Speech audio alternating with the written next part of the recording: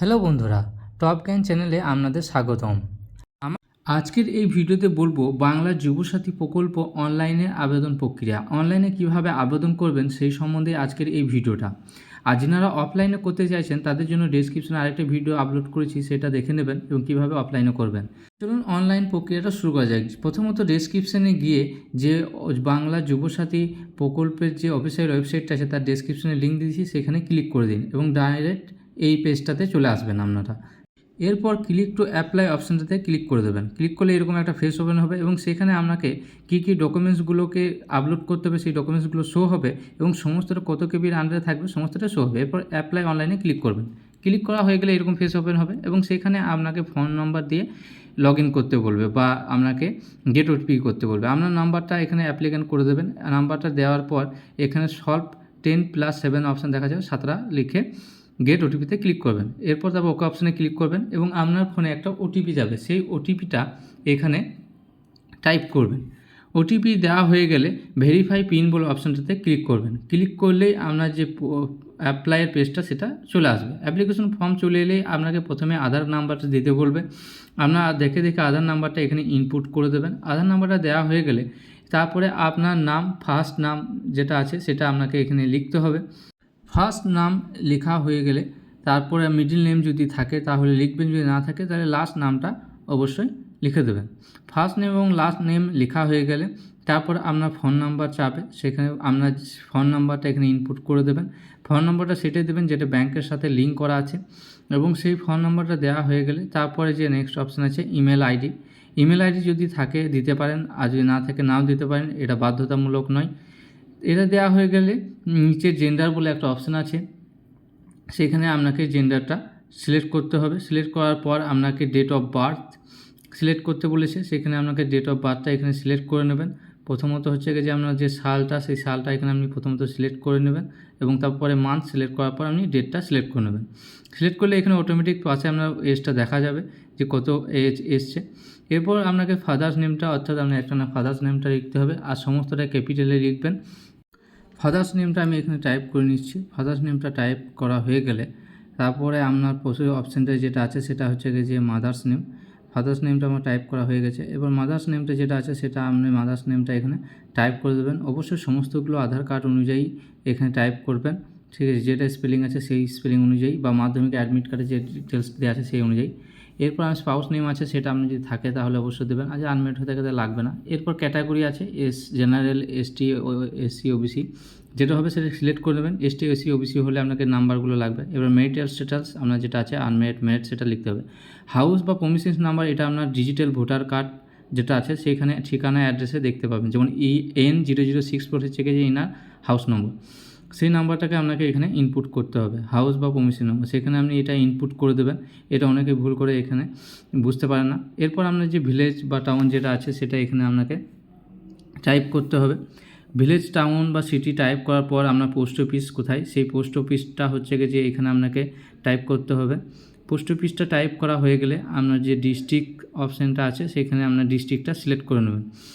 District select করার পর আর আপনার নিচে ব্লক অপশান বা মিউনিসিপ্যাল অপশানটা চলে আসবে এবং সেইখানে আপনাকে ব্লক বা মিউনিসিপ্যালিটি সিলেক্ট করবেন। এখানে অবশ্যই অটোমেটিক আগে থেকে ব্লক অপশানে ক্লিক হয়ে থাকে, সেই জন্য আপনি ব্লক পাবেন। যদি কারো মিউনিসিপ্যালিটি থাকে ওখানে অপশানটা ক্লিক করবেন। এরপর থানাটা ক্লিক করে, পুলিশ স্টেশনটা ক্লিক করে আপনার গ্রাম পঞ্চায়েত যেটা আছে সেটা আপনাকে এখানে সিলেক্ট করতে হবে। সিলেক্ট করার পর নিচে পিনকোড চাবে, আপনার যে এরিয়ার পিনকোড হয় সেই পিনকোডটা আপনি এখানে ইনপুট করে দেবেন। ইনপুট করার পর নিচের দিকে চলে আসবেন। নিচের দিকে দেখবেন নতুন একটা অপশান দেখাবে, সেখানে হচ্ছে যে মাধ্যমিক বা কমিউনিটি ডিটেলস। এখানে আপনি মাধ্যমিকের বোর্ডটা সিলেক্ট করে নেবেন। তারপর আপনার অ্যাডমিট কার্ডে যে রোল নাম্বারটা আছে সেখানে রোল নাম্বারটা এখানে আপনাকে ইনপুট করতে হবে। আমি এখানে আপাতত আমার যে মাধ্যমিকের রোল নাম্বারটা আছে সেটা আমি ইনপুট করে দিচ্ছি। মাধ্যমিকের রোলটা এবং নাম্বারটা এখানে লিখে দেবেন। তারপর আপনি কত সালে সেই মাধ্যমিক দিয়েছিলেন সেই সালটা এখানে লিখতে হবে। সেই সালটা এখানে সালের জায়গাতে লিখবেন।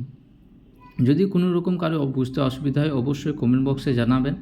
আর সাইটটা বেশিরভাগ রাতের দিকে খুলে অবশ্যই রাতের দিকে ট্রাই করবেন। এরপর এডুকেশন কোয়ালিফিকেশন হাইয়েস্ট কী আছে, যদি আপনার কোনো হাই লেভেলে থাকে তাহলে সেখানে আপনি লিখতে পারেন। সেখানে শুধুমাত্র আপনাকে বোর্ডটা উল্লেখ করতে হবে। আমি এখানে ধরুন আমার এক্সাম হিসাবে আপনাকে ধরুন কেউ এইচএস পাস করে থাকে তাহলে সেখানে আপনাকে এখানে এইচএসের বোর্ডটা লিখতে হবে। কেউ গ্র্যাজুয়েশন করলে গ্র্যাজুয়েশনের বোর্ডটা লিখতে হবে। আমি এখানে যেমন একটা স্যাম্পল দেখিয়ে দিচ্ছি, যদি কেউ এইচএস পাস করে তাহলে সেখানে কি লিখবেন, সেখানে লিখবে West Bengal Board of Higher Secondary Education, মানে WBBHSE। এরপর হচ্ছে প্রেজেন্ট অকুপেশন, অর্থাৎ আপনার এখন পেশা কী সেটা হচ্ছে যে লিখবেন। বেশিরভাগ সেলফ এমপ্লয়ি লেখেন। এবার আপনার যেটা পেশা থাকবে সেটা আপনাকে এখানে লিখতে হবে। সেটা লেখা হয়ে গেলে নিচে ব্যাঙ্ক ডিটেলসের অপশানে চলে আসবেন এবং সেখানে আপনাকে সম্পূর্ণ ব্যাঙ্ক ডিটেলসটা এখানে পূরণ করতে হবে। এখানে আমি অবশ্যই যতগুলো ডকুমেন্টস লিখবেন সমস্ত স্পেলিংগুলো অবশ্যই চেক করে নেবেন এবং কোথাও যেন ভুল না হয় সেটা অবশ্যই নজর দেবেন। ব্যাঙ্ক ডিটেলসটার দিকে চলে আসছি। ব্যাংকের প্রথমে নাম জিজ্ঞেস করবে। আপনার যদি এসবিআই হয় স্টেট ব্যাঙ্ক অফ ইন্ডিয়া লিখতে হবে, ইউকো ব্যাঙ্ক হলে ইউকো ব্যাঙ্ক, যে ব্যাঙ্কটা আপনার দিতে চাইছেন পাসবুক সেটা লিখবেন। এখানে ইউকো ব্যাঙ্ক ধরুন আমি যদি ইউকো ব্যাঙ্ক লিখলাম। এরপর আপনাকে কী করতে হবে, ব্রাঞ্চ নেমটা আপনাকে লিখতে হবে। আশা করি এখানে ব্রাঞ্চ নেমটা আপনারা অনেকেই জানেন। ব্যাঙ্ক ব্রাঞ্চ অর্থাৎ আপনি যেখানে অ্যাকাউন্ট করেছেন সেখানকার ব্রাঞ্চের অ্যাড্রেসটা এখানে লিখতে হবে, অর্থাৎ সেই নামটা লিখলেই হবে। এরপর আপনাকে কী করতে হবে, ব্যাঙ্ক অ্যাকাউন্ট নম্বর, অর্থাৎ ব্যাঙ্ক অ্যাকাউন্ট নাম্বার, আপনার যে ব্যাঙ্কে অ্যাকাউন্ট নাম্বারটা আছে সেই অ্যাকাউন্ট নাম্বারটা এখানে পুট করে দেবেন।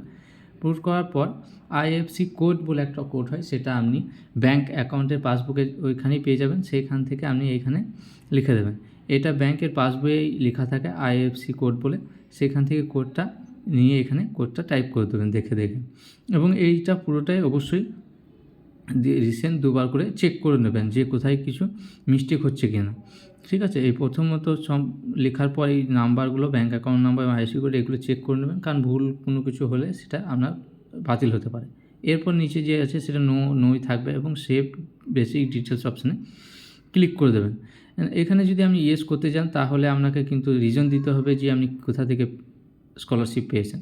ওটা নো থেকে সাবমিট করার পর এবার এখানে ডকুমেন্টসগুলো সাবমিট করবেন।